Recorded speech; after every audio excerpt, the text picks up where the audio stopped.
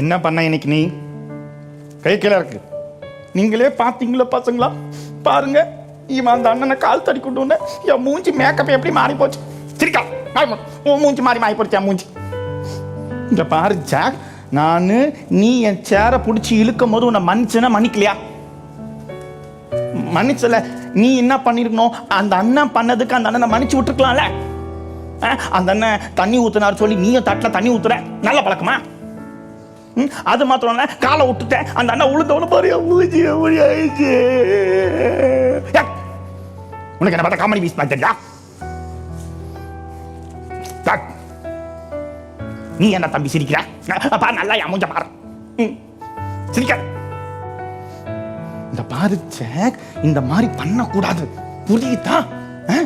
நீ நிறைய குட்டி பசங்க கூட இப்படித்தான் பண்றாங்க. அவங்க வீட்டுல நிறைய பெரியவங்க கூட இப்படித்தான் பண்றாங்க. அப்படிலாம் செய்யக்கூடாது. நான் உனக்கு ஒரு சம்பவத்தை சொல்றேன், அப்பதான் உனக்கு புரியும். எனக்கு தெரிஞ்ச ஒரு அக்கா, அவங்க வீட்டுல என்ன தெரியுமா நடந்துச்சா? அவங்க டாடி பக்கத்து வீட்டு வாசல்ல பைக்கை விட்டுருக்குறாங்க. பைக்கை விடும் போது என்ன இருக்குது, பக்கத்து வீட்டுக்காரர் சொல்லியிருக்காரு, சார் பைக்கு கொஞ்சம் எடுத்து பின்னாடி விடுங்க.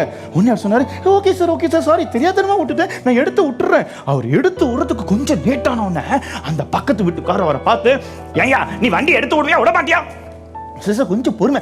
என்ன உனக்கு பொறுமையா பேசணும்? ஐயோ சார் நீ எடுத்து விட்டுற, இவ்வளவு நேரம் நான் சொல்லிட்டு இருக்கேன், நீ எடுத்து விடாம என்னையா பண்ணிட்டு இருக்க? சார் ஒரே நிமிஷம் சார்.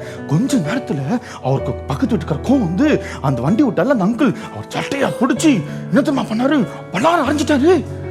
உடனே இவருக்கு என்ன பண்றது? சார் எதுக்கு சார் அடிச்சீங்க? என்ன வண்டி எப்படி விட்டா அப்படிதான் பண்ணுவேன். ஐயோ, ஆனா ஒரு விஷயம் எனக்கு ரொம்ப பிடிச்சது என்னன்னா, இந்த அங்கிள் அடி வாங்கினார்ல, அவர் என்ன தெரியுமா சொன்னாரு, பரவாயில்ல நான் உங்களை மன்னிச்சு விட்டுட்டேன், நான் திருப்பிலாம் அடிக்க மாட்டேன், நான் போறேன், நான் ஏசப்பா பிள்ளை அப்படின்னு சொல்லிட்டு அவர் போயிட்டார். வீட்டுக்கு போனோடனே இந்த அங்கிள் இருக்கார்ல, அடி வாங்கின அங்கிள், அவரோட பொண்ணுக்கு விஷயம் தெரிஞ்சிருச்சு. அது சின்ன பொண்ணு தான், விஷயம் தெரிஞ்சா அந்த பொண்ணுக்கு என்னது, டாடிய பக்கத்து வீட்டு அங்கிள் அடிச்சிட்டாரா? நான் சும்மா விட மாட்டேன், அவங்க அப்பாவே மன்னிச்சிட்டாரு. இந்த குட்டி பொண்ணு வேகமா போய் பக்கத்து வீட்டுல போய் அந்த அங்கிள் மேல ஏறி நின்று, அங்கிள் உங்களை அடிக்க போறேன்.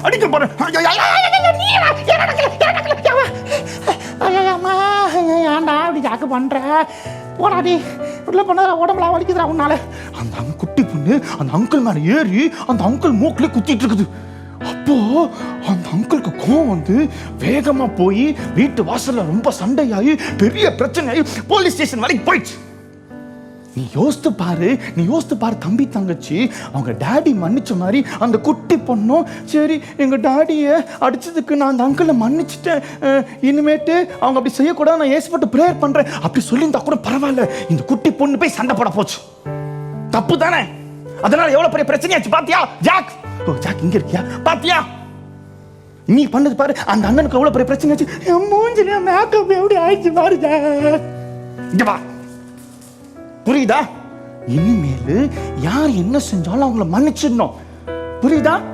ஓகே குட்டி பசங்களா, பாரு ஜாக் திருந்திட்டான். ஜாக் இனிமேட்டு அப்படி செய்ய மாட்டான். நீங்களும் யாரையும் ஹார்ட் பண்ணக்கூடாது. உங்களை யாராவது ஹார்ட் பண்றாங்களா, அவங்க ஏசப்பாட்ட சொல்லி ஏசப்பா அவங்கள மன்னிச்சிடுங்கன்னு சொல்லி நீ ப்ரேயர் பண்ணு. ஏசப்பா நம்மளை மன்னிக்கிறார்ல, அதே மாதிரி நீங்களும் மற்றவங்களை மன்னிச்சிடுங்க. ஓகேவா? ஜாக் யோசிச்சுக்கோ, அந்த குட்டி பொண்ணு பண்ண மாதிரி நீ இனிமேல் செய்யக்கூடாது. நீ செய்யற மாதிரி இன்னும் அந்த குட்டி பசங்க யாரும் செய்யக்கூடாது. புரியுதா? ஓகே ஓகே பசங்களா, நாங்க திரும்ப உங்க அப்புறமா மீட் பண்றோம். பாய் பாய் பசங்களா.